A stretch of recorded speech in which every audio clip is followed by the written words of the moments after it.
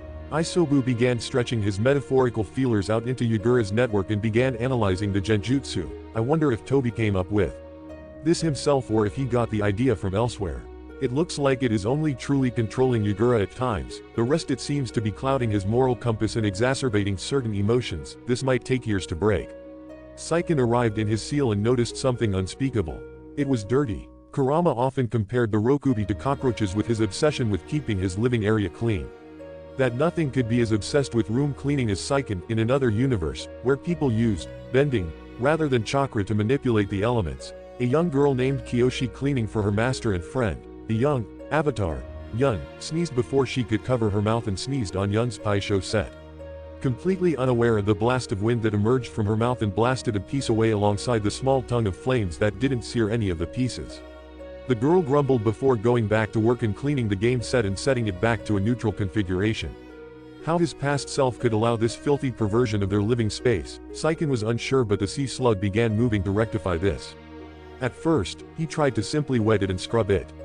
That however did not work. So, the Biju tried something else. He produced a white bubble foam and sprayed it on the dirt spots, let it sit for a while and then scrubbed, which finally broke down the dirt and rinsed off. Now that that's done, Utakata, can you hear me? We need to tea. Saiken started before stopping and realizing something was happening. The seal was unraveling. Are you kidding me? Utakata's master is trying to extract me happened years later.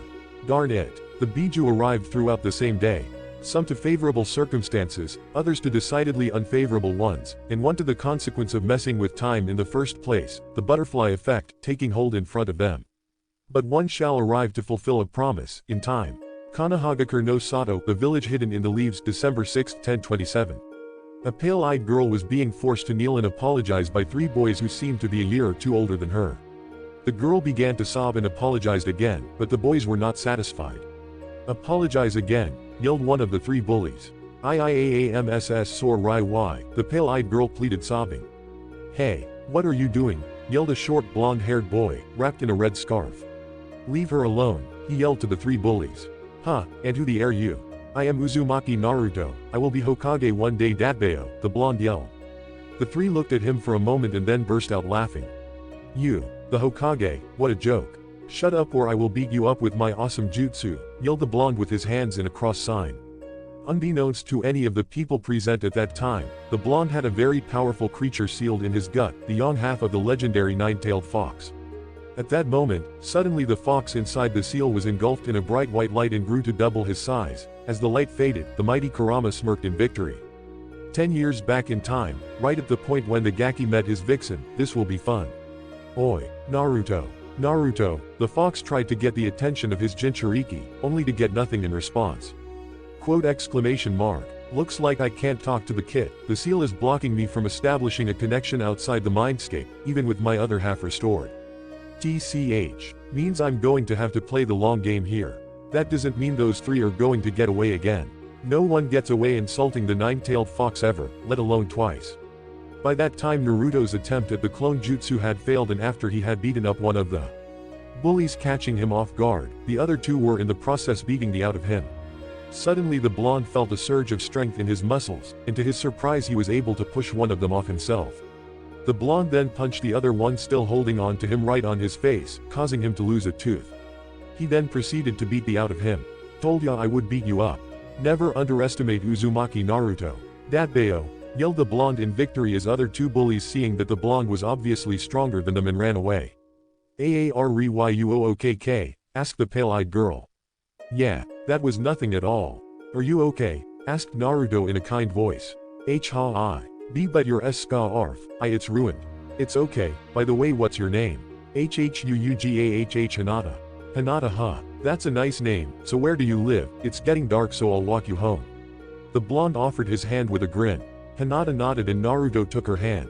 The two walked away and minutes later, found themselves outside the Hyuga compound.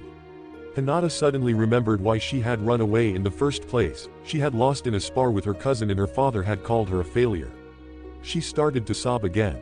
Hey, why are you crying? Asked Naruto concerned. Hey, you live in such a huge place and you are crying. I don't have anyone but I don't cry. So, cheer up a bit, said Naruto, trying to comfort the girl. Hinata found his words reassuring and collected herself, wiping her tears away. Hi. That's good, so now that you're home, go get some rest and take care. See ya around, Hinata, saying that the blonde ran away waving his hand. This went a little better than last time, said the fox to itself. 6 years later, to Kurama's frustration, he couldn't make any improvements in Naruto's life or strengthen him. The only thing he did was better his chakra control. In the previous timeline, in order to make Naruto more dependent on him, Kurama knowingly messed up the blonde's chakra control by sending large bursts of chakra into his chakra network, which made the blonde's chakra network unbalanced. However, this time, Kurama let out a steady flow of chakra into the blonde's chakra network, which the fox believed would make the chakra network more balanced. However, he couldn't verify the theory until the blonde attempted the tree walking exercise. The fox was yet to speak to his host. He had figured out that he wouldn't be meeting the boy till Jiraiya threw him off the cliff. Due to the fox strengthening his chakra, Naruto was made physically stronger. Still, the academy instructors, especially Mizuki, had knowingly given him wrong taijutsu instructions, due to which the blonde's performance in hand-to-hand remained rather poor. To his further annoyance, the blonde had remained a loudmouthed fool just like the previous timeline. He was poor in academics, taijutsu, he still couldn't perform the clone jutsu. He had again made himself the self-proclaimed rival of the last Uchiha. He was again having a one-sided crush on Sakura and had gotten a lot of punches to his head after asking the pink it out. Of all the things, the blonde's obsession with Sakura had annoyed the Kyuubi the most. Even after being stuck inside Naruto's gut for 17 years in the original timeline and 6 in the new one, Kurama couldn't still figure out why the blonde had a crush on perhaps the loudest fangirl of Sasuke Uchiha. Kurama even believed that the growth of Naruto's brain had been slowed down from Naruto being repeatedly punched in head by Sakura. The blonde's obliviousness to Hinata's affection for him did not help with the fox's frustrations either. The fox was eager to bring the two together. In short, the whole time travel thing was yet to make any positive contributions towards making this timeline better than the original one, in what Kurama could influence and was hoping to accomplish. Finally, Naruto had graduated the way he did in the previous timeline by beating the out of Mizuki using the Shadow Clone Jutsu. Due to being fed a steady supply of the fox's chakra, Naruto's clones were slightly more durable than last time, however nobody had noticed this slight difference. Just like the previous timeline, Naruto was placed in Team 7 with the same teammates. Kurama repeatedly facepalmed upon knowing that he and his host would have to be in the constant company of the loudmouthed fangirl and the arrogant emo Uchiha. The wave mission went the same way it did last time. Kurama actually wanted to save Haku. Naruto's memories painted a picture of a boy who Kurama found could be an exemplary example of what the sage envisioned for humanity when he created Ninshu. However, due not being in touch with Naruto, he couldn't affect Naruto's actions. After the wave mission, the Chunin exams went exactly the same way they did last time, all the way till the preliminaries. Naruto was slammed by the 5-point seal, effectively stopping Kurama from supplying chakra into Naruto's system. Naruto eventually defeated Kiba, who was superior to him in speed and taijutsu, by thinking outside the box. He again vowed vengeance upon Neji on Hinata's blood. And finally, the blonde had ended up with Jiraiya at the valley where he was to meet Kurama eventually. The fox was rather impatient to meet Naruto this time around. Gaki, you need to chakra from your other chakra source to perform summoning correctly, commented Jiraiya. How do I draw chakra from the damned fox arrow Senin? When have you been able to access the fox's chakra previously? The blonde placed his finger on his chin and thought for a moment and replied. When I was fighting Haku, I thought he'd killed Sasuke and then I went on a rampage, perhaps then I subconsciously drew upon the fox's chakra. Maybe when he's angry or desperate he can use the fox's chakra. And if the Gaki were face to face with death, the fox would share its chakra with him at least for his own survival. After that, just like last time, Jiraiya pushed Naruto off the cliff. screamed the blonde, plummeting towards the bottom of the crater. Finally, to Kurama's tremendous relief, Naruto ended up in his mindscape. Huh, where am I? Is this what heaven looks like? The blonde thought out loud. You're not dead yet, Gaki, said Kurama as loud as possible to draw the blonde towards himself to finally have a long overdue conversation with him. Naruto found himself in what resembled a rather dark gutter with he found himself walking on water. He tried to follow the fox's voice and ended up before Kurama's cage. Show yourself, whoever's in here. Then he saw a red eye open up inside the dark cage. Naruto gulped. Then slowly he saw the full form of a great fox, hundreds of stories tall, with 9 massive tails swinging in random directions. Uzumaki Naruto, I have been waiting for a long time to have a chat with you. Huh, 1, 2, 3, 4, 5, 6, 7, 8, 9, Naruto counted Kurama's tails, completely forgetting that he was currently plummeting towards his death. You are the fox that made my life. Shut up, I did not ask to be sealed inside you. But, I am willing to work with you. Show some respect, exclaimed Kurama, remembering how loud and annoying Naruto can be at times. Gaki, I know that you're currently plummeting towards your death and I will give you my chakra so that you can use that summoning jutsu of yours. Huh. Naruto was surprised. The fox seemed rather cooperative. Definitely hot-headed but cooperative, much like himself. Thanks, Kyubi. I have a name, it's Kurama, and I don't like being called Kyubi. How would you like it if I called you Whiskers or Blonda all the time? Okay, thanks, Kurama. But promise me that you'll come back here tonight. You and I need to have a chat that is long overdue. You got it, Kurama. See ya tonight. The blonde went away from his mindscape and successfully summoned Gamabunta using the boost of chakra Kurama provided. Finally, we meet again. I hate to admit it, but it's good to see you alive and kicking. I really missed you, kid, thought Kurama, and prepared himself to finally take his first serious step towards changing the future for the better. Chapter 3, Realizations and Conversations. So how do I go to wherever Kurama is? I forgot to ask him, ga. Naruto murmured to himself in his bedroom. After successfully summoning Gamabunta, Jiraiya had given the blonde a day off owing to his exhaustion. He just wants to get away from me to keep peeping on women. Arrow Sennin and his damned research, Naruto thought to himself, and quite correctly so. In the meantime, he was confused. He was angry, really angry at Neji for harming Hinata.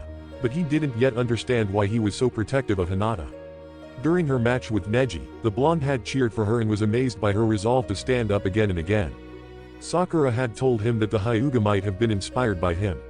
To say that Naruto was surprised by this was an understatement. He was blown away with that fact. I used to think that Hinata is all shy and weird, but that day, that match showed that how ignorant I am. She's really amazing. Every time he thought about Hinata, he felt a very warm sensation in his heart. What is this feeling? I know Hinata-chan is amazing, but why do I feel so warm when I think about her? I don't feel like this when I think about Sakura-chan or anyone else. Then he thought back the Hyuga heiress's words just before she lost consciousness. Did I change Naruto-kun? That's what you said before you passed out. Well, certainly you changed the way I see you. Before, I hardly knew anything about you. You stuttered, turned red and fainted whenever you were around me, but now that I know you're amazing, really strong, and after taking a good look at you, turns out you're really cute and beautiful. Even calling you Hinata-chan feels more right than calling Sakura Sakura-chan. The blonde stopped dead in his mental when realization started hitting him. Did I just think that I may be? But will she even? She's the Hyuga heiress, she's like a princess, how could she even like someone like me? I don't think even if I try my best she'll look at me like that. What am I thinking? I should just know my own limits, future Hokage or not, this is just aiming too high. The blonde sighed. However, inside his cage Kurama was very satisfied. Looks like traveling back in time was worth it after all. Maybe keeping a steady chakra flow into his system instead of sending bursts after bursts of it not just helped with chakra control and physical strength, it strengthened him mentally, even if only a little bit. Last time he didn't think much about that vixen of his at this point. He only started thinking about her after she confessed, and finally, on his last breaths did he realize that he thought about her in a romantic way, even though he did that subconsciously for a long time. This time maybe hooking those two would be easier, and then the other serious tasks. The damn seal doesn't let me contact with Shukaku, even if he and his Jinchuriki are in the village, just a few kilometers away. The channel is just too hazy, and I may have been napping at inopportune times. Come to think of it, I wonder how well some of my siblings have been doing. Flashback: the year of the future Biju's arrival. Han and Roshi sat at a tea shop, contemplating the information that had been shared with them by their now older tenants, well, suddenly older by a decade tenants. It's crazy, just absolutely insane. The red-headed old man mumbled.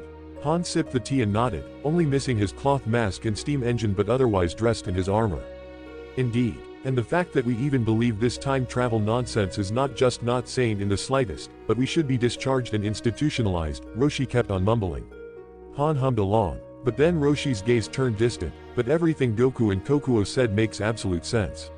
I could see myself going down to Kisame. I'd give the shark a good thrashing and scar that sword of his for the rest of its days, but I don't think I could win a war of attrition, not without unleashing Goku.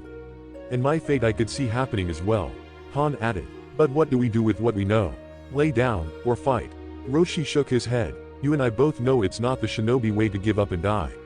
We fight on and endure no matter the path ahead. Han smiled. Agreed. I suppose it might be beneficial to stay with Iwa for the time being. As much as I hate it, experience with the ninja here and other things makes this area a good place for a final stand. Roshi nodded. And there's a good dormant volcano nearby for me and Goku's lava techniques. Worst comes to worst, we blow it and take out the land of Earth but drag those Akatsuki down with us. Han chuckled slightly. Even in old age you lack restraint. Roshi mockingly scowled. Oi. I'm not that old. I was planning on taking on a team of promising youngsters soon. Give Iwa a good shot for this fourth great ninja war. Han stared with an eyebrow raised. Words like youngsters does not imply youth but rather a lack of it, Roshi. Roshi dropped the facade and shrugged. Perhaps, though my future team of pupils does strike me as rather promising. Just wish that the youngest of them wasn't so art-obsessed. Han chuckled again. I can't decide who I pity more in that arrangement. Onoki always managed to get you into these kinds of situations. Any luck convincing him to ally with Konoha? Roshi sighed. None. He's set in his ways and he's traumatized from Madara's visit to the village during that negotiation back when me and him were still genin. Han shook his head. A shame. I believe this Uzumaki Naruto would have been interesting to meet, if for nothing else to see how he measures up to Goku and Kokuo's praise. I'm more shocked that there's still an Uzumaki going by the name, Uzumaki, out there and making waves with that name. Last one of those was, Nagato wasn't it, apart from Konoha's former first lady that is. Roshi inquired. Han nodded in affirmation after a moment. I believe so, he was part of the Akatsuki movement in AIM. Heard he possessed a powerful dojutsu. And that Danzo and Hanzo both tried taking him and the movement down. I wonder if there's a connection between the Akatsuki movement and the Akatsuki mercenary group. Or one between Naruto and Nagato. Roshi stroked his beard in contemplation. The Akatsuki connection, I have no doubt of. Too much would make sense. Especially if this, Han was Nagato. But that would make his dojutsu the Rinnegan, and few would be able to fight back against that. The Naruto and Nagato connection is quite a bit vaguer but I remember Jiraiya's first book being dedicated to an Uzumaki. Nagato, with the main character being his given name corrupted into Naruto. So Jiraiya-san would be the connection? Han asked. Most likely. In the editions that mentioned Nagato the most, it was the earliest one. Jiraiya expressed absolute belief that Nagato would change the world. A kid with the Rinnegan would be quite the thing to place that kind of faith in, and with the legends regarding those eyes' power it would make sense he had that kind of expectation. Roshi exposited. But it would seem that Nagato has forsaken such aspirations, Han started. Or has gone about taking a bloodier path to it. One that made him into pain, the man leading Akatsuki. Roshi finished. Han sighed. This isn't going to be easy, changing fate. But most things worth aspiring to hardly ever are. Roshi smirked. I couldn't have said it better, Han. Modern day Kumo. 10 days ago. I'm telling ya bro, Konoha would be a good fit for us. Help get Kumo out of that funk we've been in. B spoke while Yugito watched flatly. I wish I could be riling up Omoi, Karui and Samui. It's so funny. Would beat these two arguing. B, for the last time, we are not in a funk. Business has been slowing for a while. We've had more years of peace now than we got between the Second and Third Wars. People are starting to think that the continent-wide Cold War might finally be wrapping up. The rakeage, complained. And how did Kumo's business slowing down start? Yugito cut in. The Hyuga affair. I sighed out. The Hyuga affair had been an albatross around the hidden village's neck for almost a decade. Perhaps in a few years, it would stop actively affecting Kumo's international mission bring in. The mission was a mistake from the start, but some in power wanted to have Kumo claim the glory of stealing the all-seeing Byakugan. The mission showed just how little the Lightning Daimyo knew about ninja operations, and I finally got the authority to override further mission orders for similar missions, but only after the mess was over. Thankfully, as similar missions had been ordered over the years. No telling where Kumo's international revenue would be at if I had been forced to follow through on them. B and Yugito had been pushing I to work towards mending the rift between Kumo and Konoha for years, but they had been especially adamant about going through with it ever since the Konoha Chunin exams had been announced. The benefits to such an alliance were slowly becoming more appealing to I. The possibilities were appealing, with the possibility of getting cadet branches to Konoha clans established in Kumo being a good means of convincing the more power-hungry Lightning officials to agree. I sighed. And how do you propose we get negotiations opened? It's too late to send a team, the exams are about to start and the deadline to register foreign teams passed yesterday. Yugito shrugged. Why not just organize a visit during the third exam? The exams are used for politics anyways. You would be the one to suggest simply cutting the knot rather than untying it. I know, Matabi. I'm trying to help that Naruto kid. If his fate is what you and Yuki say it is, then we need to ensure we can get him to the Turtle Island. B added. Yeah, bro. Organize a visit and get things cool between Konoha and Kumo. Get things right and apologize for that mess. I stood silent for a minute. I'll think about it. B and Yugito smiled internally and shared a sentiment. Score. Perfect. Back with Naruto and Kurama in the present. Come on Naruto, get here quickly, we have a lot to discuss. Thought Kurama while he waited for the blonde to appear before him. Meanwhile Naruto decided to focus on talking to his tenant for the time being and tried to focus on the seal and the fox while closing his eyes. He had watched Jiraiya meditating earlier when he was playing around with the summoning jutsu and perfecting his water walking. Upon asking him about it, the Toad Sage revealed that it helped him clear his mind and focus. So, the blonde decided to try it out this time, and indeed while trying to focus on the fox, he felt a pull inside his mind and in a fraction of a second found himself standing before the fox's cage. You in here? Kurama, the blonde asked quietly. He didn't really want the gigantic fox to yell at him for being loud. He calls me loud, but I can bet he is a million times louder than me and scary as. You do realize that we shared this mindscape and I can read your thoughts. Naruto was suddenly snapped into attention as Kurama was now standing before him grinning. Stop staring me like that creepy fox, Naruto yelled, only for the fox to widen his grin. Kurama didn't get many opportunities to tease his partner as they finally made friends in the midst of a war.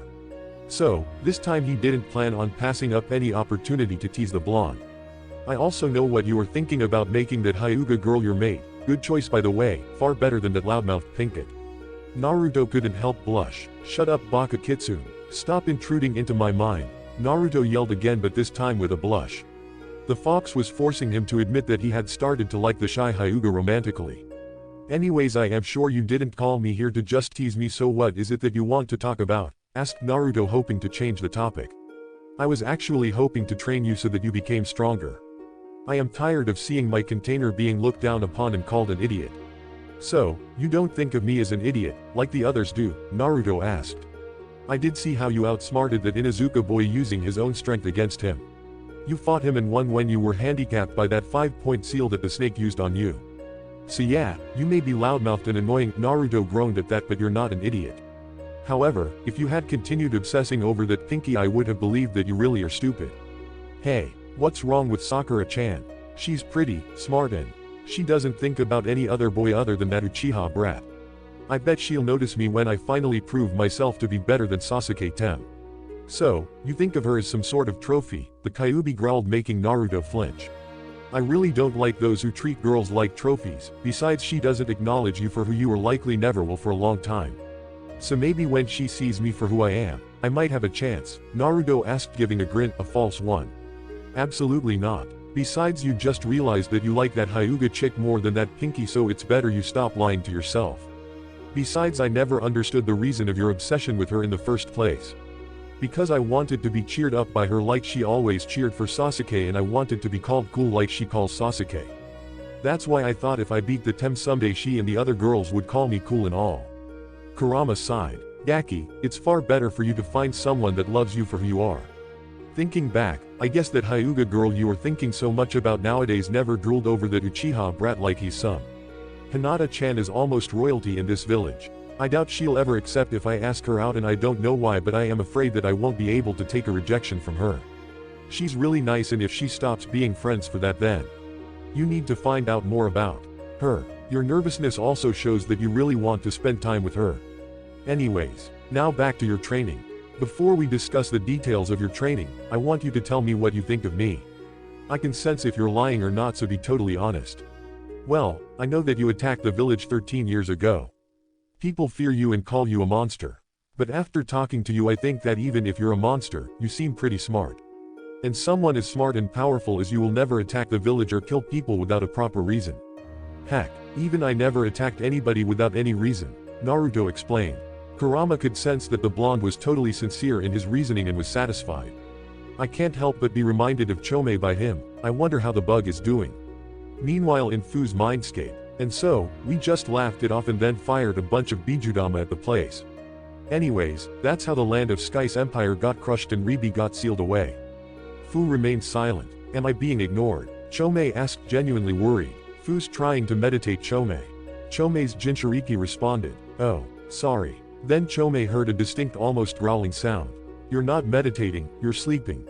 And no, I'm not. Yes, you are. I know the difference. Back to Naruto's mindscape. Well, I am pretty impressed with your reasoning.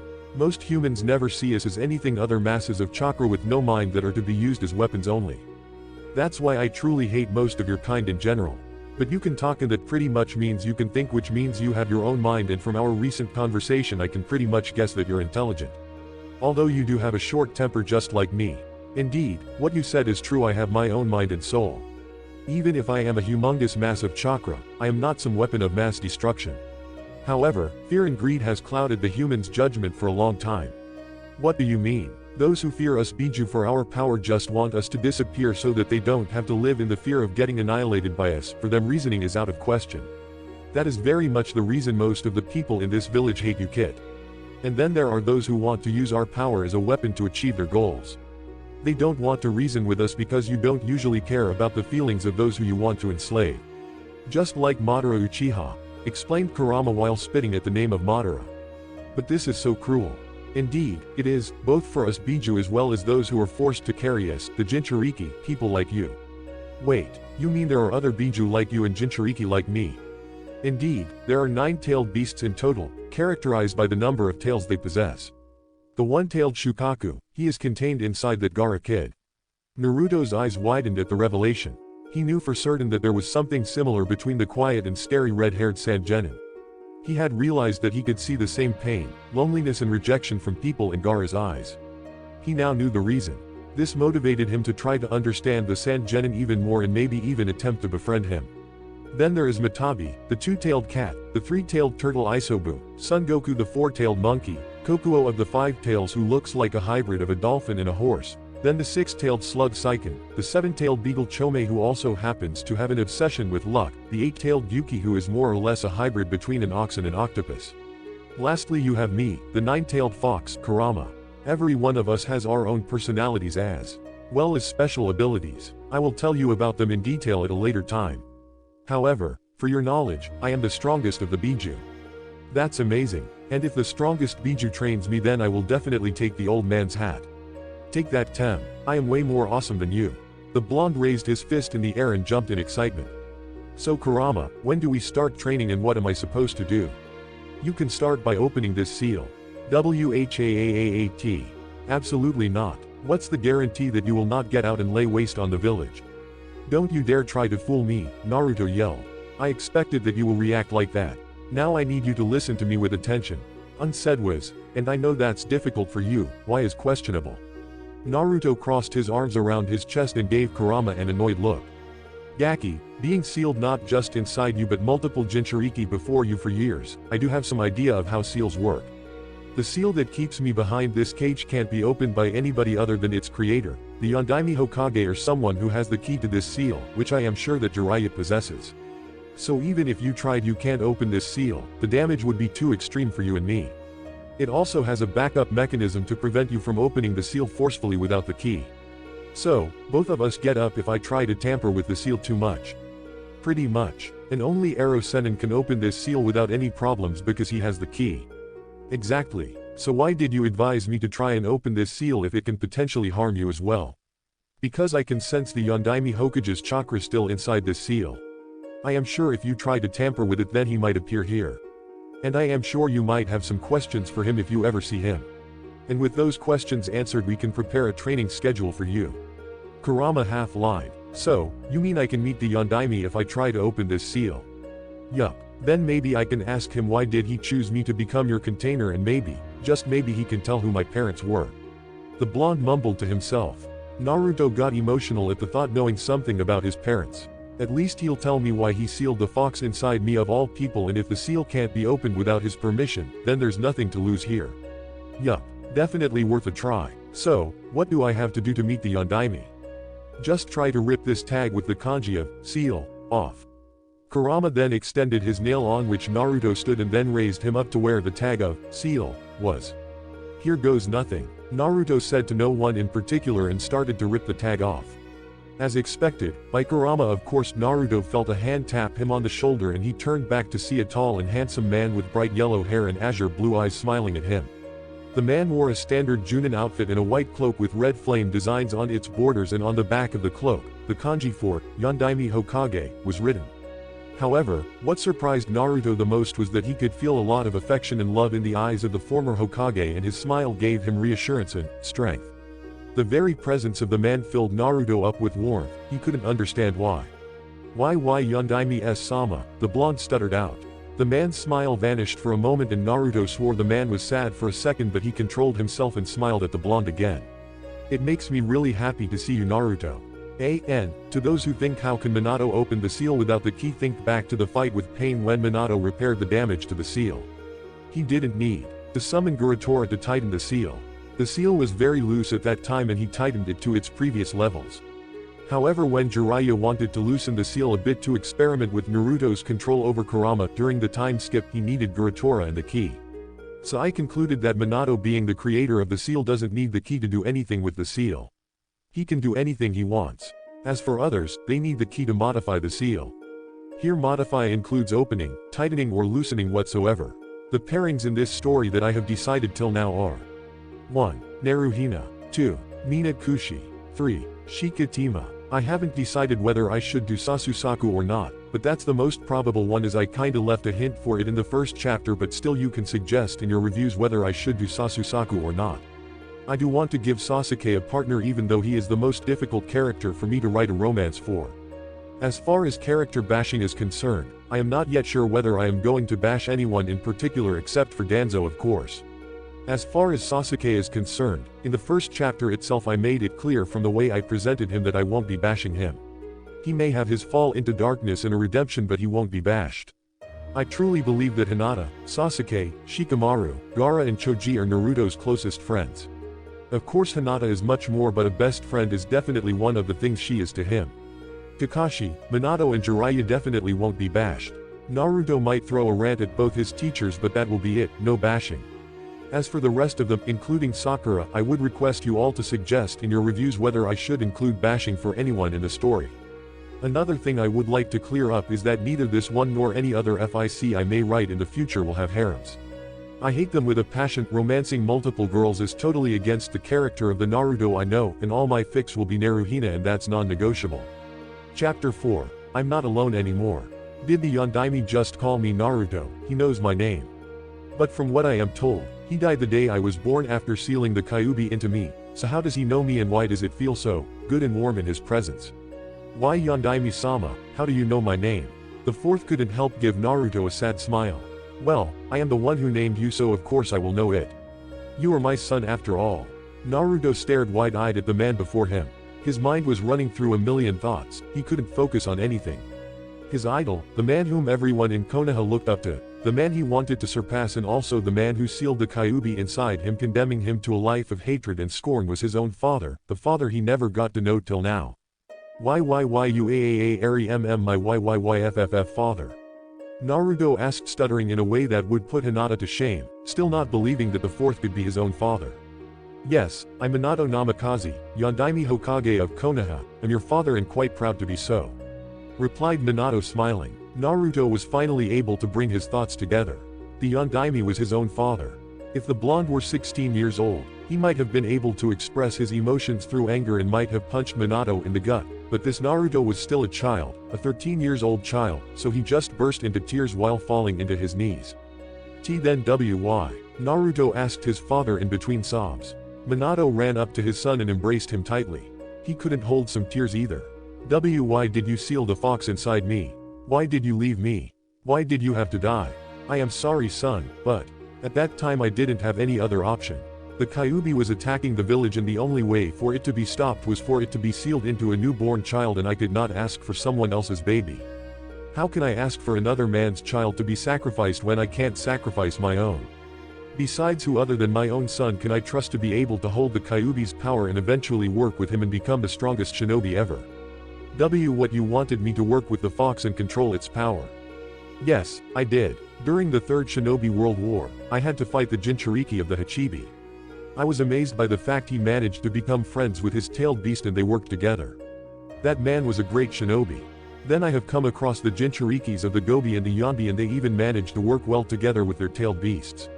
I was sure that my boy can make friends with the Kyuubi one day, and from what I have just learned you already did.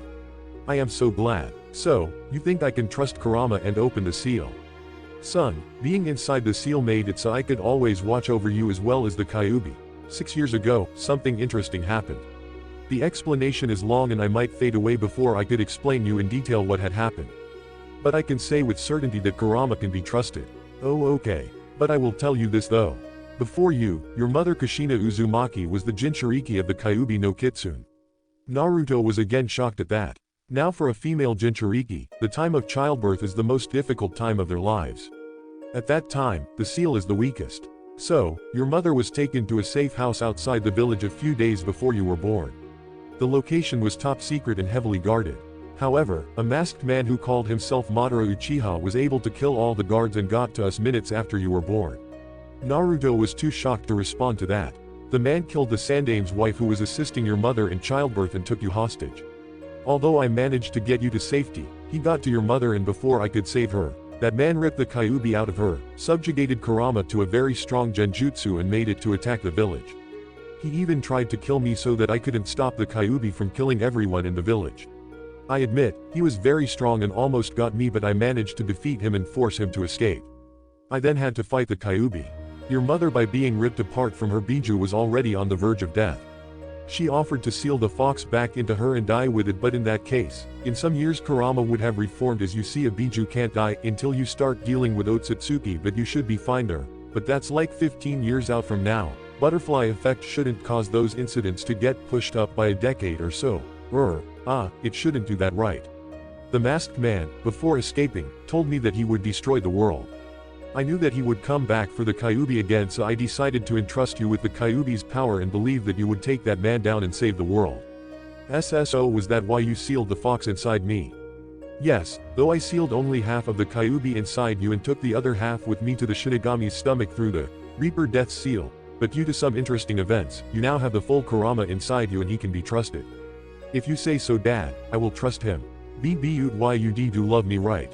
Naruto asked teary-eyed. Minato embraced him tightly in response. Inwardly he was cursing himself for the failure of a father he had been. Hey man, not your fault. Well, mostly. You probably could have come up with some other way to seal Kurama that didn't involve you dying, but whatever. Of course, I love you a lot, son. You and your mother are the greatest gifts I ever received. I love you too, Dad. It's just that people told me that I was abandoned for being a demon. Minato tightened his fists. Idiotic, he spat. We could never abandon you, son. Both your mom and I love you a lot and we always will. Thank you, said Naruto, wiping his tears away and giving a smile. Now, I will release the seal so that you and Kurama can work together without hindrance, but then my chakra will fade away. I am sorry that I have to leave again so soon, my boy. What? But I just got to know my dad. I have a lot to talk about. You haven't told me anything about mom yet. Don't go, please. See. Naruto pleaded. I am sorry, son, but I must open this seal. Jiraiya-sensei won't trust Kurama as easily, and it will take years for him to entrust you with the key, so I must do this now. Don't worry though, I sealed some of Kushina's chakra in the seal too, so you can talk to her when she appears. Really? I can meet mom too? Yes, you can, after I open the seal. Oh okay. Then Minato charged up his remaining chakra and opened the seal. After that his astral body started fading away. I guess this is it, son.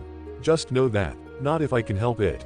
said Kurama and supplied Minato with a little bit of chakra. Minato's body solidified again. The fourth Hokage couldn't believe what just happened.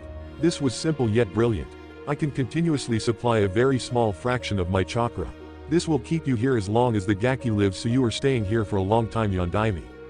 Though you will just be a voice inside his head, but it's far better than simply fading away. Kurama, thank you so much, said Naruto teary-eyed in joy. He won't be alone anymore, his father will always be with him.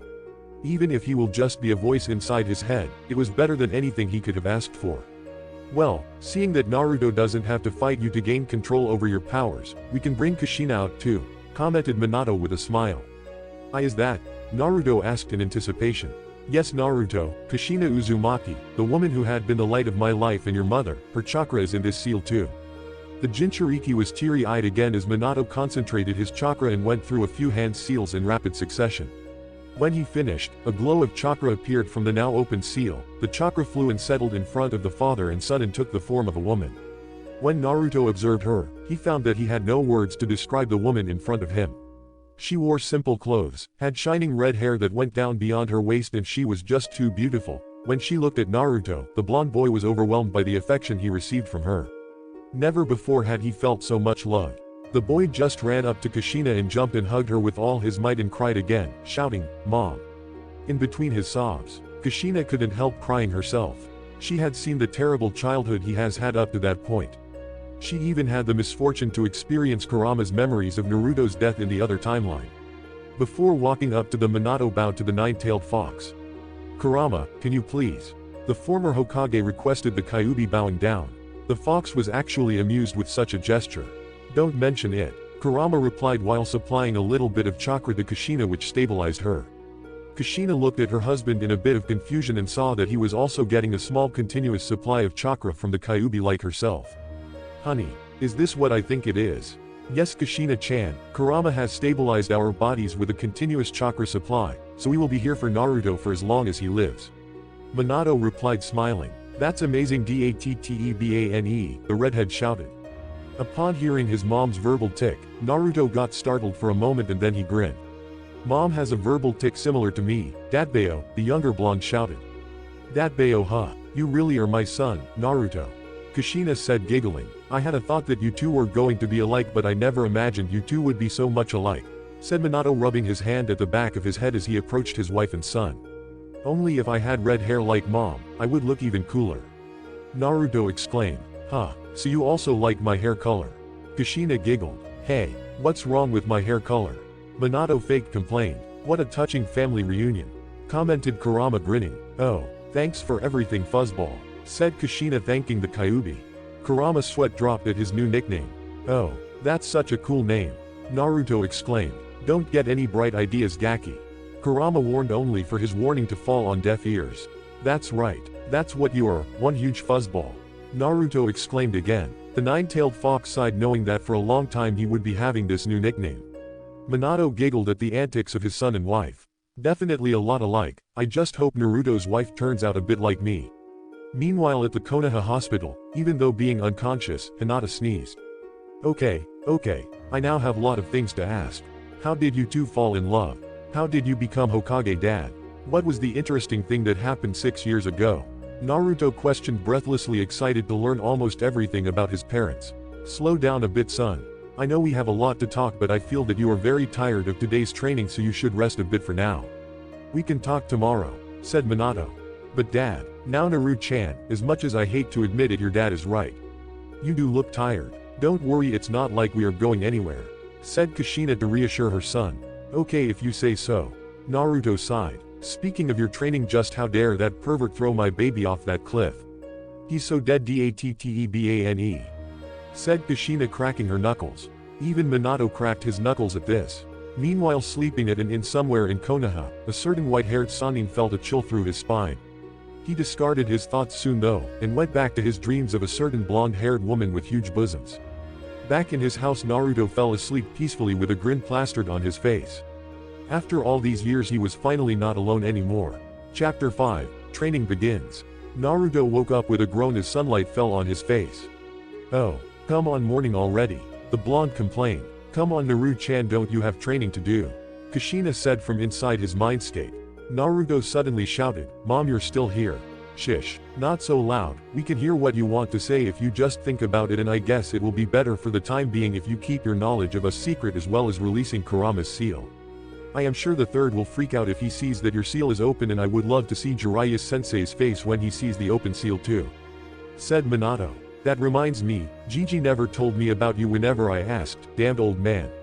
I kind of figured that you won't be told about us for a long time, Naruto. The third perhaps did this to protect you from our enemies. You see, I am not exactly loved in Iwa and Kumo. Kumo had even tried to kidnap Kushina in her childhood. Apart from that, certain elements in the village hated me too. So that's why the third perhaps has kept your heritage a secret from you. I am certain that very few people in the village even know about you being our son in the first place." Naruto sighed. Kushina could only ruffle his hair to comfort him. "Although I would like to know why Jiraiya-sensei or Kakashi didn't show up in your life earlier. For Kami's sake we made that old pervert your godfather," Minato said angrily. At that time both Jiraiya and Kakashi felt chills down their spines. "Let's get back to Naru-chan's training, Minato-kun," said Kushina, uncharacteristically letting her frustration on the two perverts slide for the time being. "Alright, so son, who are you facing this time?"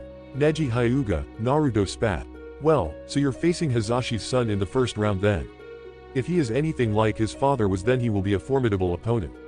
"How do you know about Neji being Hazashi's son?" "Kurama's memories. That guy is in." Naruto spat again. "Don't let your anger consume you, son. If you want to keep your blood vow, then you have to prepare a strategy since you are facing a stronger opponent.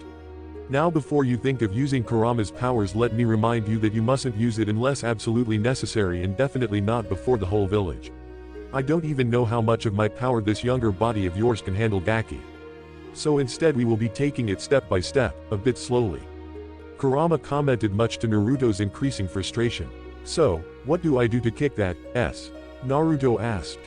If you already know who your opponent is, you should start collecting as much information about him as possible," Minato suggested. "Okay. I think if I ask Bushy Brows, Kiba or Shino, they might give me some insight about the stuck-up." Naruto summoned 3 shadow clones. "You 3 are to meet up with Kiba, Shino and Bushy Brows and get any information about Neji and report back to me." "Wait a minute, son, you can get their memories back if they simply dispel and they don't have to physically return to you. It will be a waste of time," Minato explained. "What? This is a special property of the Shadow Clone Jutsu. The Nadaime Hokage created it as an infiltration technique." "That's so awesome," Naruto exclaimed. "All right, you 3 dispel after collecting the information." "Understood. Yes, boss." The Shadow Clones saluted and took off. "Now Naruto, we need to work on your jutsu arsenal. Since you are facing a Hyuga and Hazashi's son no less, you must prepare for the worst." "What do you mean, Dad?" "The Hyuga have an almost impenetrable defense technique known as the Kaiden, or 8 trigrams, heavenly rotation. This jutsu can repel almost all ninjutsu attacks, and you can't physically approach them either, as the Kaiden will throw you back. So that means I can't get close to him." "Don't worry, I know a jutsu that will be a perfect counter to the Kaiden." "What is it?" Naruto asked, excited. "The Rasengan, an A-rank jutsu I invented." Minato then held out his palm, and soon a spiraling sphere of chakra was created on it. Naruto was starry-eyed when he saw the jutsu. "That's freaking awesome, Datbayo. Thanks, son." In the real world, Naruto held out his palm and tried to focus chakra on it, only for nothing to happen. The blonde groaned in frustration. "Not so fast," Minato said from the mindscape, while Naruto could hear his mother giggling. "There are 3 phases to train with for performing the Rasengan. Okay. For the first phase, go and get a lot of water balloons." "Huh. Gotta love those seemingly nonsensical training methods that get people thinking you're eccentric or insane." An hour later. "Why is this so difficult?" A certain blonde kid shouted, holding a water balloon in his hand. "Don't get so impatient, son. It took 3 years for me to create this jutsu. When I showed it to Jiraiya-sensei, he took 6 months to master it. It's an A-rank jutsu after all." "Oh come on, Dad, you know I don't have that much time for the finals," Naruto complained. "You can use your shadow clones for training as well." "Huh?" Naruto asked, momentarily confused, then it hit him. "I am such an idiot." The blonde exclaimed and created 20 shadow clones. Each picked up a water balloon and tried to burst it by rotating chakra. In the meantime, Naru-chan, you can use some shadow clones to work on your chakra control. It will be helpful for you to master the Rasengan and any other jutsus you'll learn in the future," Kushina suggested. "Good idea, Kushi-chan." Naruto. "Make 20 more shadow clones and have them practice some exercises while water walking. 20 more to practice tree walking while keeping a leaf on their foreheads. As far as the Rasengan is concerned, try to rotate the chakra in multiple directions. You are rotating in one direction only. For today that will be enough training, and don't forget to meet up with Jiraiya sensei and behave like your usual self. We don't want anybody to suspect anything for now," explained Minato. "Okay dad, I will have some breakfast and meet up with Ero Sennin. You guys, get this balloon busted by sunset." Am I the only one who feels like that sentence doesn't sound right? Then Naruto summoned 40 more shadow clones and as per Minato's suggestion sent 20 of them to do the water walking exercises and 20 more to perfect the tree walking exercise. At sunset, Naruto was on his way back from a training session with Jiraiya. The two spent most of their time in perfecting summons. Due to his better chakra control, Naruto was able to summon any toads he wanted. He was cautious enough to avoid using Kurama's chakra so as not to make the toad sage suspicious. However, he was able to summon a number of toads from size of a few inches to almost 5 feet in height. His first summon of the day was a small toad called Gamakichi. The toad was funny. Due to an earlier instruction from Minato, Naruto had remembered to keep some food items with himself for the toads. After offering Gamakichi a candy, the two hit it off quite well. His next summon was another toad of similar size as Gamakichi called Gamatatsu. Of all the toads he summoned throughout the day, Gamakichi and Gamatatsu were the ones Naruto thought were the coolest. By the end of the day the three were buddies. However, the two small toads were not useful for a fight at that time. So, he had to summon larger toads. He found out that the toads mostly used fire and water-style jutsus and some carried swords. However, he figured that his summons would not be of much use against Neji. Jiraiya also agreed with that. The Toad Sage stated that they would spar continuously from the next day onwards in order to improve Naruto's speed. After seeing the toads use elemental jutsu, something had clicked inside Naruto's mind and he asked Jiraiya to teach him some jutsu like the ones the toads used. Also seeing Sasuke use different types of fire-style jutsus, Naruto was a little jealous that he couldn't pull off stuff like that. After pondering over it a little, Jiraiya had agreed, unlike the previous timeline, to figure out Naruto's natural affinity and work on some elemental jutsus. On the way, suddenly memories of a dispelled clone came back to the blonde.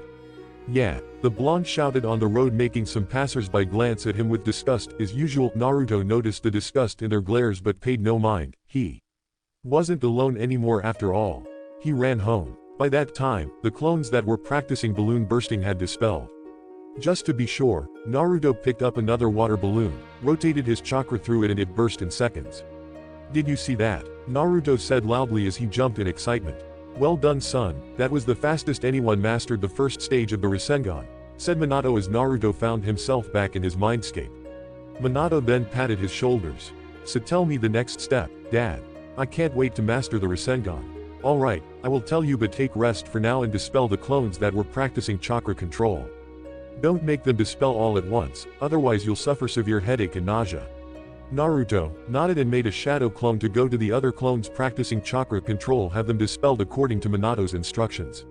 "What about the clones you sent to collect information on Neji, Naru-chan?" Kushina asked. "Well Mom, Kiba didn't have that much information. He mentioned that Hinata-chan is faster than him in taijutsu and Neji should be even faster.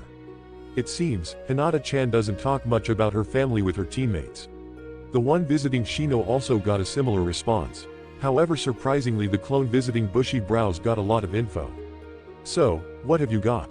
"Well, when my clone visited Lee at the hospital, Bushier Brows sensei was also there with Lee and their other teammate Tenten. Although they were Neji's sensei and teammates, they did not hesitate to talk about Neji's fighting style. According to Gai sensei, although Neji is not expected to know a lot of Hyuga main branch moves, he does happen to know moves like the 8 trigrams, 64 palms.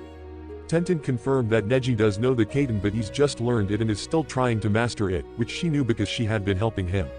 Lee mentioned something about 8 trigrams, 128 palms, which is an improved version of the 64 palm technique.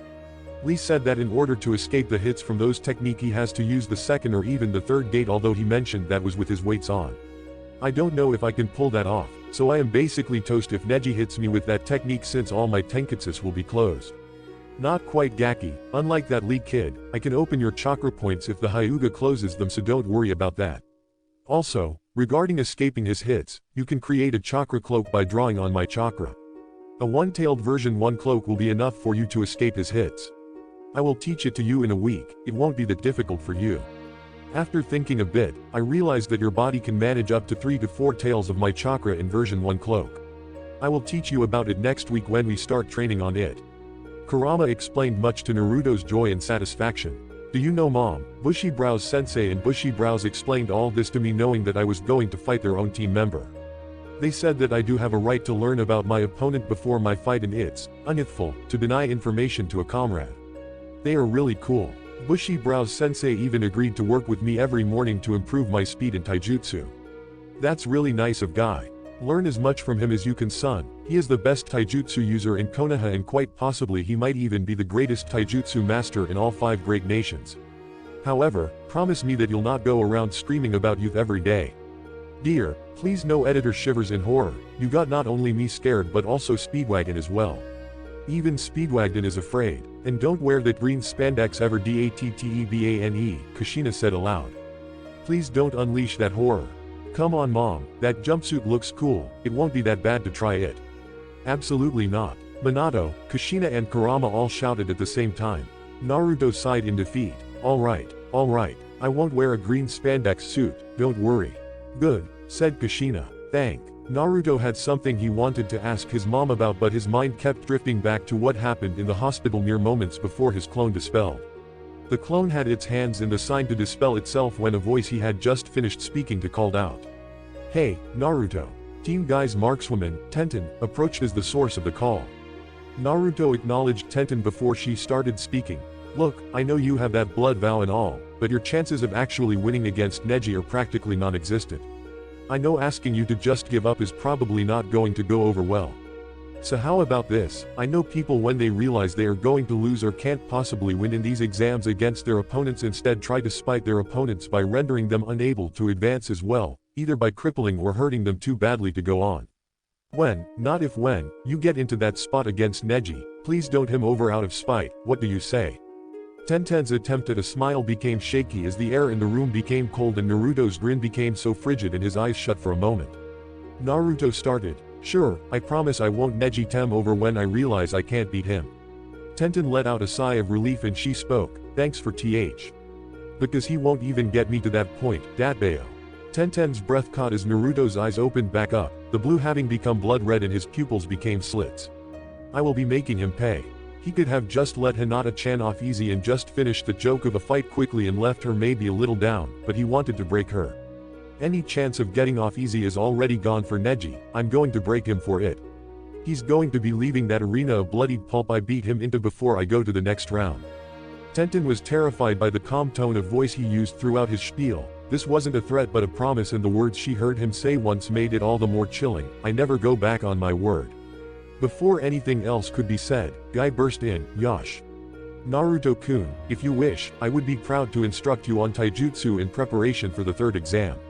Naruto smiled widely. Thanks, Guy-sensei, I'll be sure to take you up on it. Tenten's fear became absolute horror as the likelihood of Neji's defeat became absolute. Just before Naruto's clone could dispel, Tenten's horror drove her to say one final thing. Oh, Mom, do you mind if I ask you something? Naruto asked a tad nervously. No, I don't mind. What is it, Naru-chan? Well, you see, my clone that visited Lee at the hospital also snuck into Hinata-chan's room, said Naruto in a sad voice. You see, she's not allowed visitors yet. She was just sitting there on the bed, lying unconscious, with all sorts of tubes all over her body. Seeing her like that, I felt a pain in my chest. I really felt helpless. I have never felt this sad for someone and I don't know why I feel this way, so why? Naruto said, looking down. Kushina hugged her son and rubbed his back a bit. Naru-chan, I think you are falling in love with her. Kushina said, smiling. Minato smiled as well. From your memories we can say that she is a really kind and nice girl, she will be great for you. Kushina further explained, hoping to hook the two together as soon as possible. From Kurama's memories of the previous timeline, Minato and Kushina were very distressed over Naruto's painful death and his regrets about Hinata in his dying moments. Naruto looked at his mother and gave a smile. But I must tell her about Kurama. I kinda want to tell her everything now. Do you think she will accept me after knowing that? Son, I see a lot of myself in her. I am sure she will accept you and stand by you no matter what, said Minato. Naruto smiled again. Alright, I will visit her as soon as she wakes up and I will tell her everything. Now son, let's get to the next step of the Rasengan. For that you need to repeat the first step but with a hard rubber ball instead of a water balloon. It is about strengthening your rotation. Got it, Dad. I will get it down in no time, Datbayo. Saying that, Naruto wished his parents good night, had dinner and went to sleep. Starting the next day, his training was about to become a lot harder going forward. Though unbeknownst to the Uzumaki family, a spy had been watching Naruto.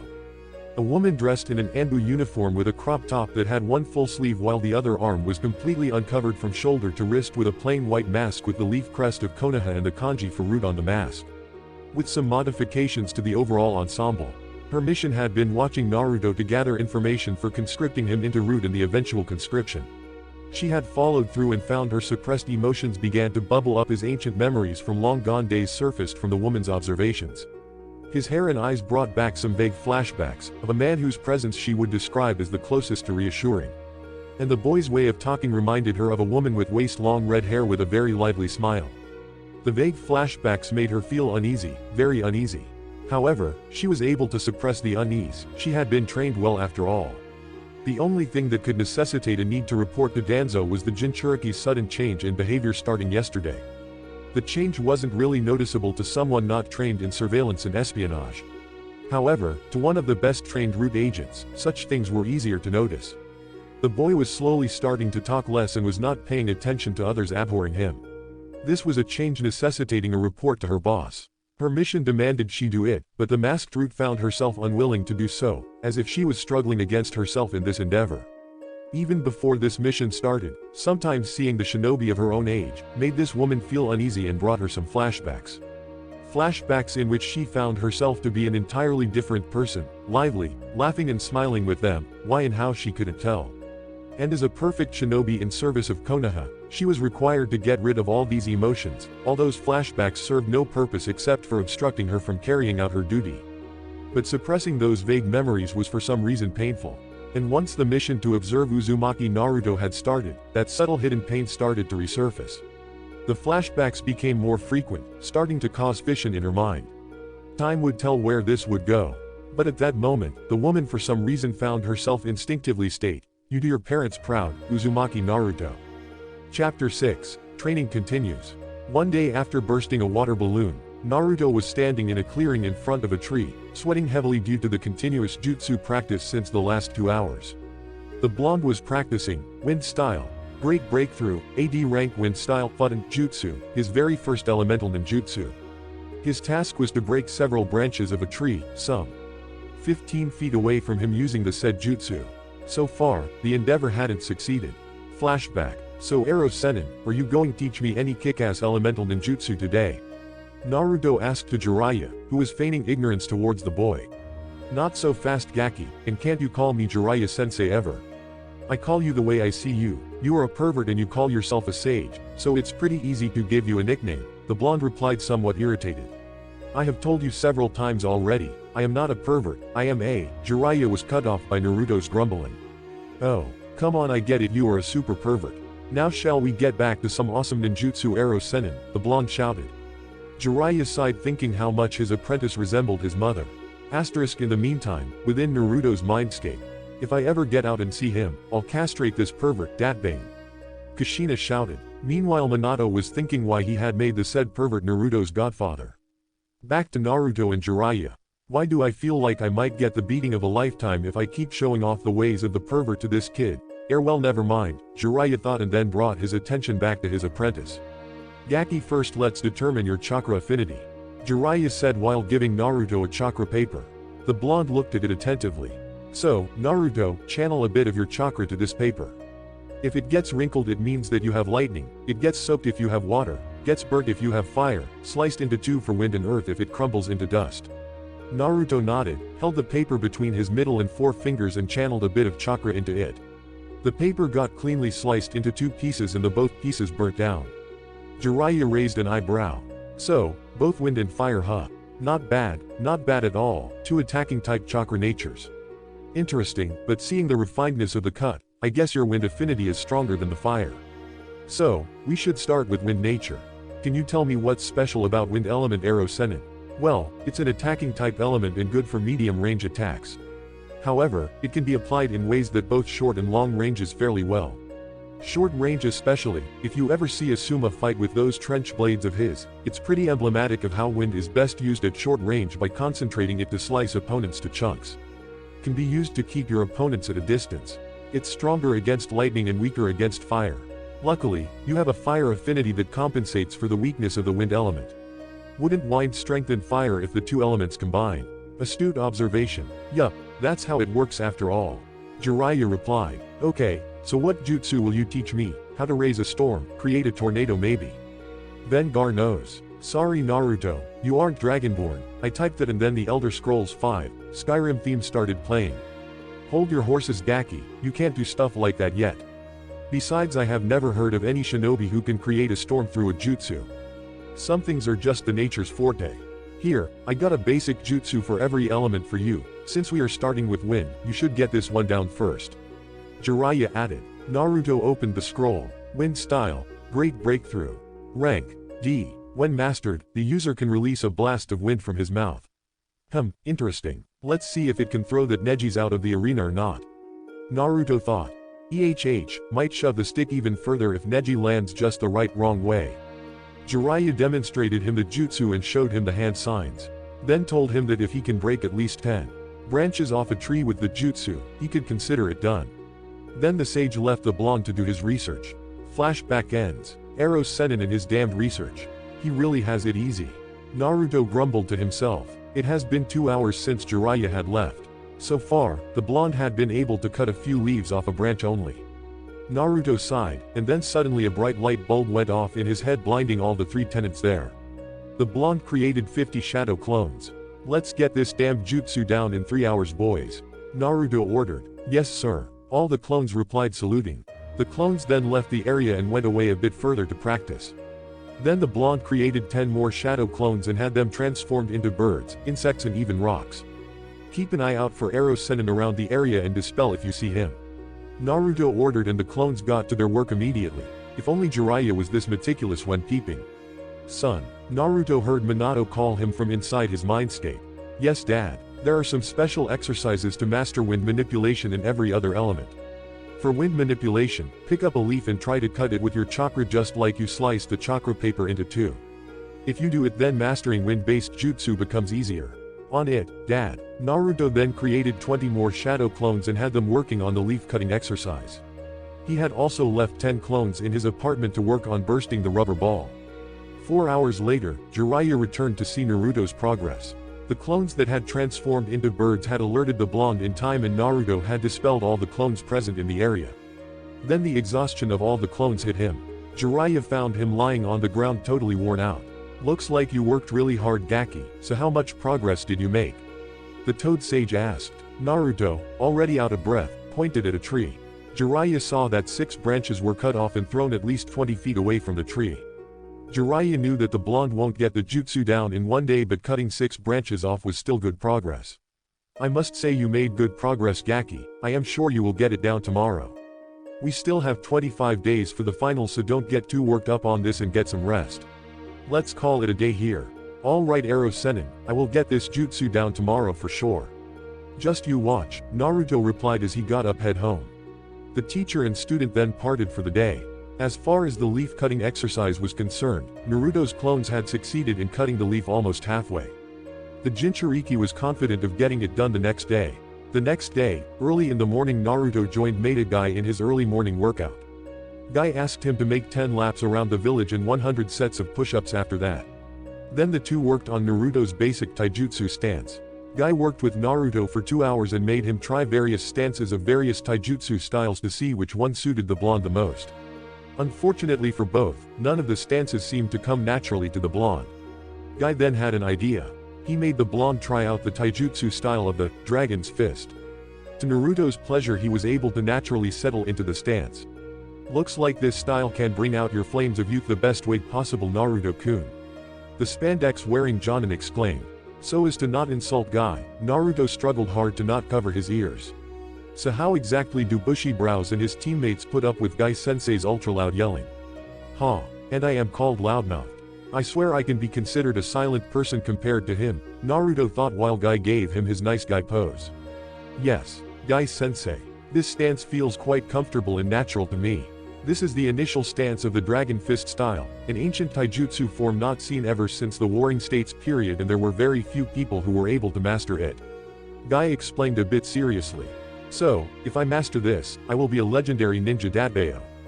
Naruto exclaimed. Indeed, I believe your flames of youth burn bright enough to master this youthful style. Let's get to training quickly, Guy-sensei. I will get this form mastered in no time. Guy raised his hand and Naruto immediately got into attention. Naruto-kun, this is an ancient technique which does not follow a set of stances or hitting styles like the Juken, gentle fist, or Goken, the hard fist.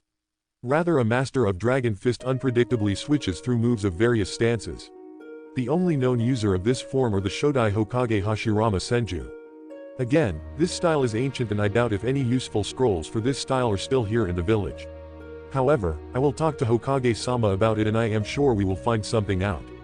Till then we will work on your speed and dodging. Understood, Guy-sensei, replied Naruto, a bit depressed that he will have to wait till Guy obtained any scrolls for the Dragon Fist technique. Tomorrow we will do 20 laps around the village and 120 push UPS. May the flames of youth burn brightly within you. Guy explained as Naruto bid farewell to his new and overenthusiastic taijutsu instructor.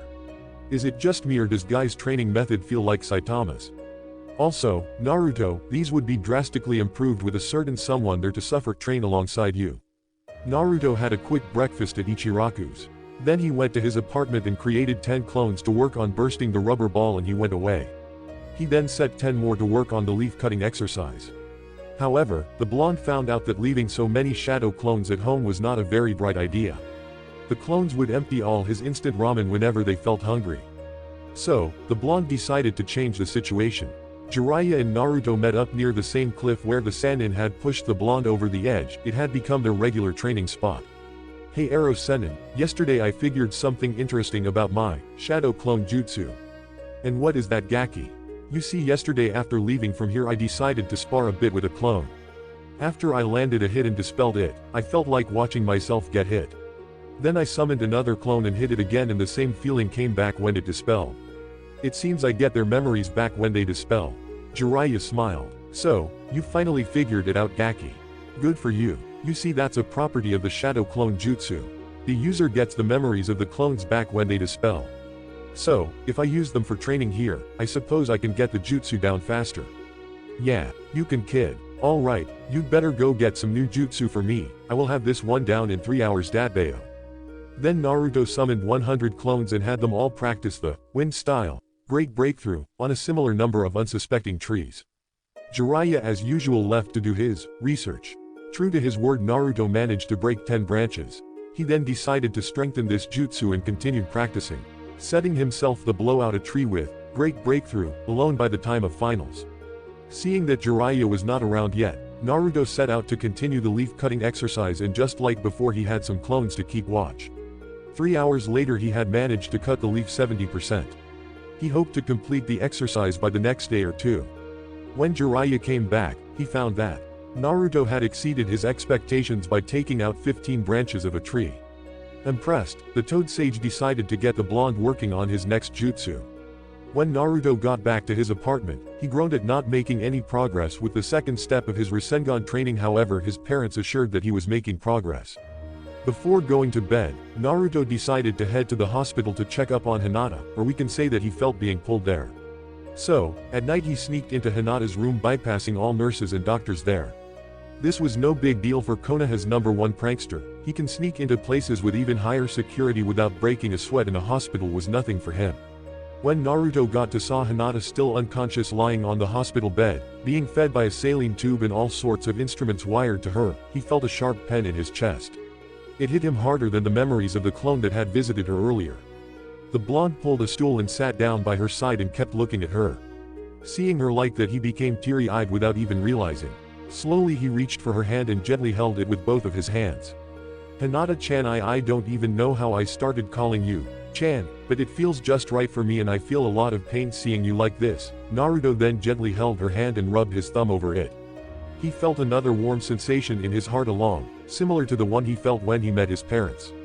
This feeling is similar to when I met Dad and Mom. Am I really? The blonde was indeed coming to terms with what he felt for Hinata. He then proceeded to place her hand on his own forehead and held it there while closing his eyes. He couldn't help shed a few tears while watching her like this. Sakura-chan told me that I somehow inspired you. I don't know if there is anything about me that can be inspiring for anyone, but I am honored if you feel like that for me. And I will be glad if we could be much more than friends, Hinata-chan, saying that Naruto carefully put her hand where it was. Moved his fingers through her hair for a few minutes and rubbed her cheeks. He spent almost 2 hours in Hinata's hospital room that night, and while leaving, somehow, he felt like an invisible force pulling him back towards her, and under the influence of the same invisible force, somehow Naruto ended up by her side again, somehow his face came closer to hers, and somehow his lips got pressed against her forehead. Suddenly Naruto came to his senses and jumped back, his face all red. What the did I just do? What were you thinking kissing her like that, Naruto? He screamed to himself. Then a random thought of what would have it felt like if he had kissed her on the lips entered his mind and made his face even redder.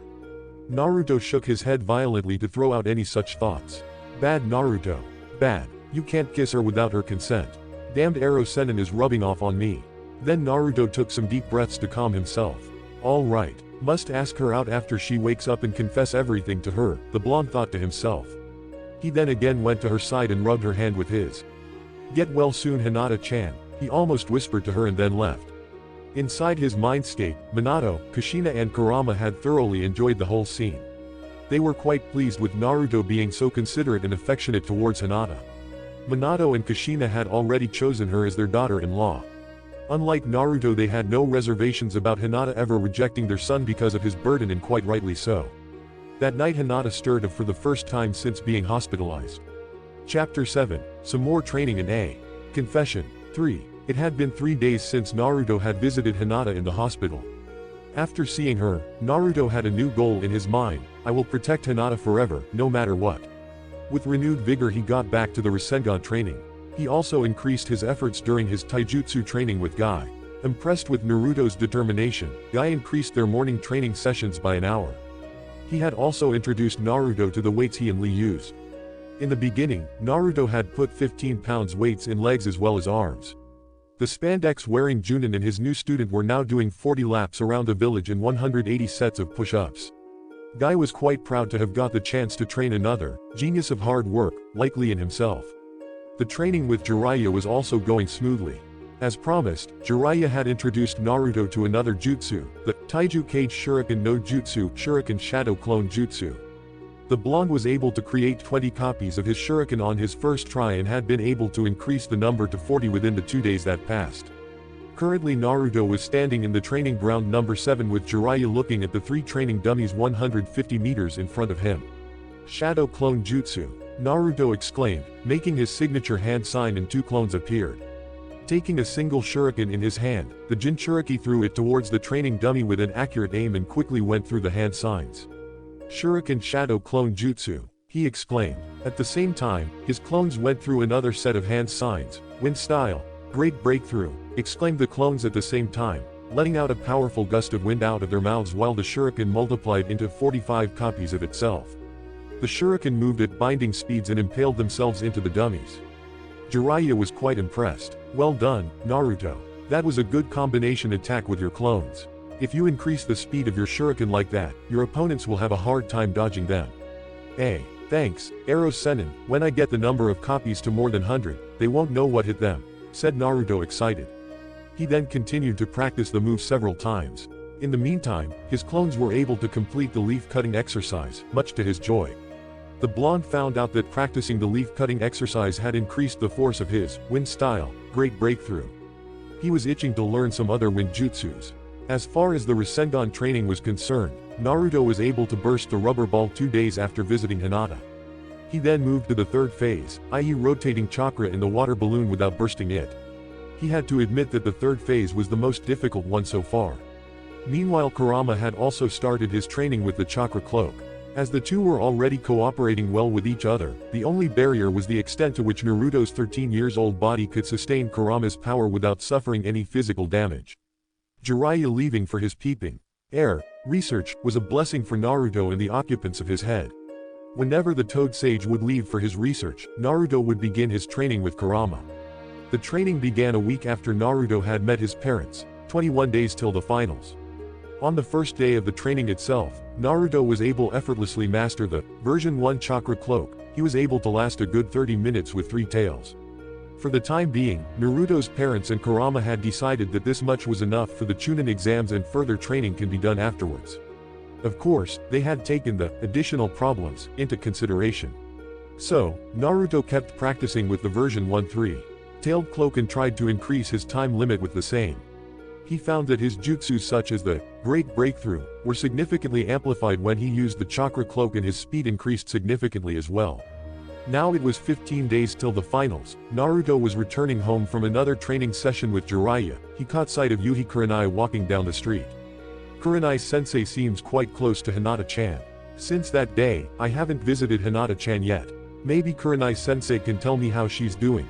Thinking this to himself, Naruto approached the red-eyed genjutsu mistress. "Good afternoon, Kurenai-sensei." He greeted her with a slight bow which took the Jonin by surprise. Who taught him manners? The last time I checked, he never greeted even his own sensei so respectfully, Kurenai thought to herself. "Hello Naruto, how are your preparations for the finals going?" "They are going well sensei. I am working day and night for this one. Just watch me in the finals." "Well, I know you are a hard worker and I am sure you'll give a great performance in the finals. Anyways, is there anything you wanted to ask me?" "Hi. I wanted to know how is Hinata-chan doing and when can I visit her?" Naruto asked. "I definitely won't tell you that I have already snuck into her room once and will do it again tonight or tomorrow," he thought to himself. I didn't really think that the way Hinata was hurt would affect him this much. Has he finally started notice her? Well, if he did, then I might as well help these two out a little bit.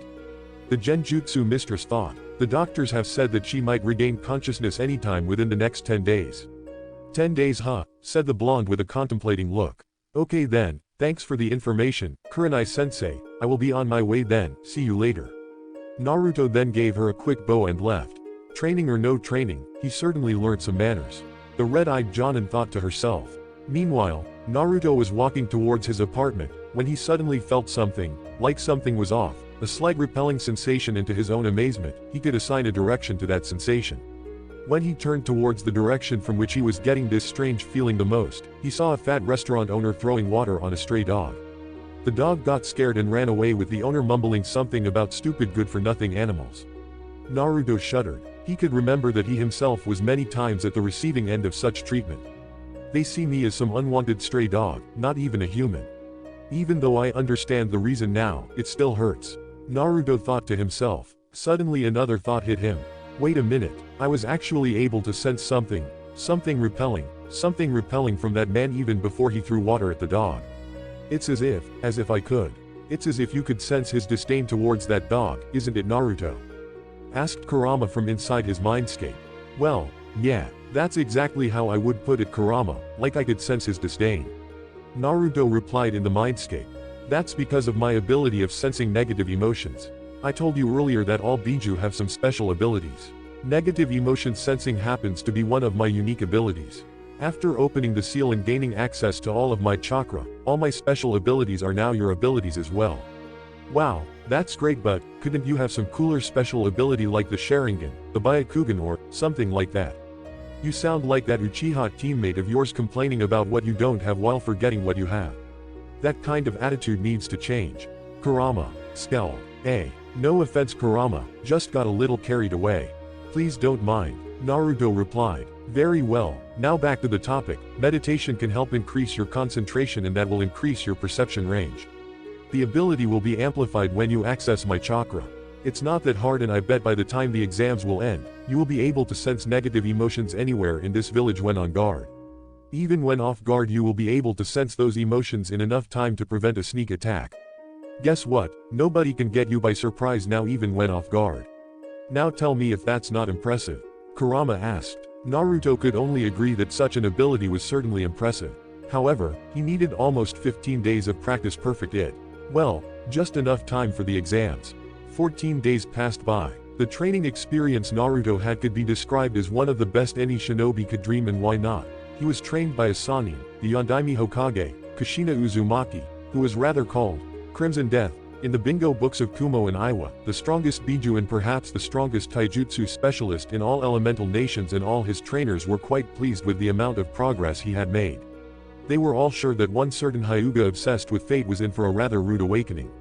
In the meantime, Naruto had visited his unconscious love thrice at nights and spent minimum 2-3 hours sitting by her side, holding hands. He had to admit that being near Hinata, he felt the same warmth that he felt when he was with his parents. In the mornings, nobody could find out who had left flowers by her bed which were clearly not there before.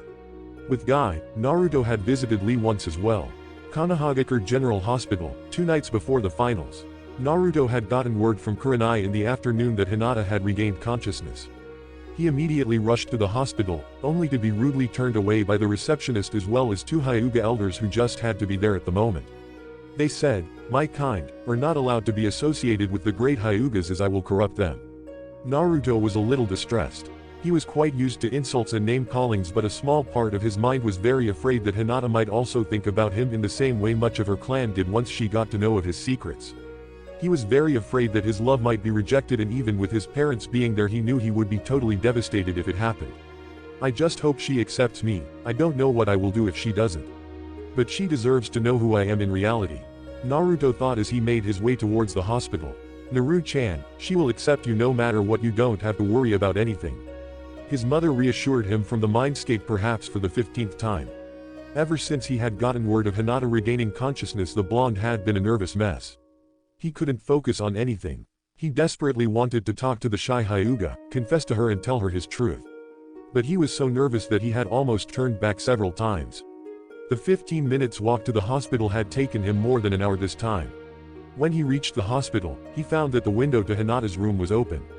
He began pacing back and forth. "Gaki, just get it over with," said Kurama from the mindscape. His parents gave him the best reassuring smile they could. Okay, I am going. The Jinchuriki then transformed into a nurse and quietly stepped into the hospital. He had made sure to put on a surgical mask so as to not raise suspicion. At night it was the easiest way to sneak around the hospital. In minutes, he was before her room. He glanced around and to his relief no one was there. He knew that the Hyuga despised Hinata, so if anyone from the clan was around his negative emotion sensing would go off, but so far there was nothing. So, he took a deep breath and without making a sound, opened the door and closed it as quietly. She seemed to be asleep. Releasing the hinge, he quietly made his way to her and sat down on the stool. This time, he was too nervous to touch her hand. So, he just decided to keep looking at her. He then saw that she had a pained expression on her face. A nightmare. She then tried to hug herself in sleep and trembled. Naruto got worried. Then he heard her mumbling something that shook him to the core. "And no, I won't be taken away from Naruto-kun," she mumbled. Naruto's eyes widened. "She's dreaming about me. Then he saw her crying even in sleep. I don't care if you put the caged bird seal on me. I will still love Naruto-kun. I don't care if he has the Kyuubi inside him. I still love him," she mumbled again. Naruto froze, completely and utterly froze. His mind raced through thousands of thoughts at the speed of light, and then for some moments it totally shut down. Even Minato, Kushina and Kurama were totally shocked. None of them had imagined that this shy girl could know about Naruto being a Jinchuriki. As soon as their shock faded away, they couldn't help feel proud of her, very proud of her. Naruto, on the other hand, he was having tears in his eyes as he came to terms with what he got to know about Hinata in some seconds. She knows, she already knows, and she has already accepted me. What was I thinking, all this time, and she loves me, she loves me. No kidding, you needed to hear it from her mouth to realize it. Any doubt he still had about the Hyuga princess and what he felt about her faded away at that very instant, and him loving her was now as clear as the sun rising in the east. Naruto leaned towards her, put his head on her chest and carefully wrapped his arms around her. "I love you too, Hinata-chan," he said in a slow voice as he embraced her. "Fortunately, or unfortunately, depending entirely on your point of view, either the sudden contact or the intensity of the dream awakened Hinata. And she woke up. She felt a weight on her body, and looking down, she saw the boy of her dreams right there, embraced into her chest. Immediately her face wore a never-before-seen shade of red.